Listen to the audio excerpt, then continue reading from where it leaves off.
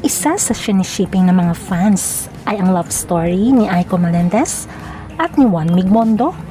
Dahil after 29 years ay nagtagpo muli ang kanilang landas at sila ay nagmahalan. Paano kaya nangyari yon? Na sa tagal-tagal ng panahon, sila pala ang happy ending. At ito ang binulgar ni Juan Mig kung saan ay matagal na pala siyang binasted ni Aiko.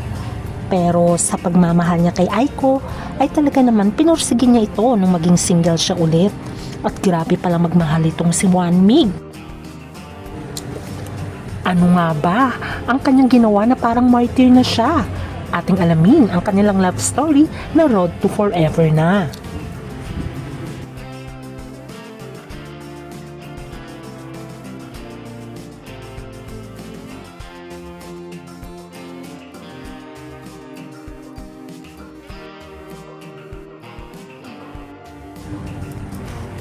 Nagte-trending ngayon ang love story ni Aiko Melendez at Juan Migmondo sa social media platforms kung saan maraming kinikilig dahil sa kanilang mga binunyag na sekreto na hindi pala alam ng tao nung time na yon.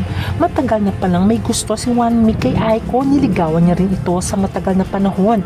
Pero dahil walang social media that time ay lihim lang pala ito at matagal na silang close friend. At inamin nga ni Juan Mig na pinasted siya ni Aiko 29 years ago.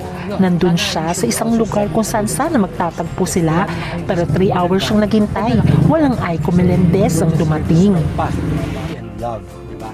Respeto. And yung mga political views nyo, respetuhin natin. Kasi kami nare-respeto naman namin yung political view eh. Dahil sa hindi pagsipot ni Juan Mig ay narealize niya siguro wala nang pagmamahal sa kanya si Aiko. Kaya hindi na siya umasa at nag-move on na siya until makapangasawa nga siya ng isang modelo at non-showbiz at nagkaroon sila ng 2 anak. Samantalang si Aiko ay napangasawa niya si John Marie kung saan may anak silang si Andre. Pero naghiwalay din sila at nagkaroon din ng panibagong pag-ibig si Aiko na non-showbiz at nagkaroon pa ng anak.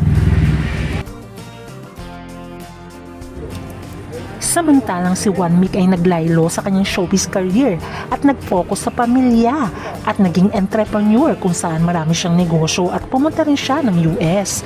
At si Aiko ay nagpatuloy din sa kanyang karera at pagiging politician.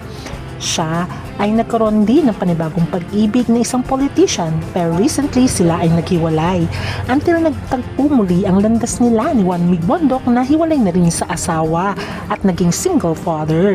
Pero sila ni Aiko, si Aiko naman ay single mother. Pero bago pala nangyari ang kanilang pagtatagpo ay matagal na pala siyang tinatawagan ni Juan Mig at lagi daw silang nag-uusap at dito na-realize ni Juan Mig na hindi niya kaya mawala si Aiko kaya naman ay umuwi siya ng Pilipinas at dito na nabuo muli ang kanilang pagmamahalan.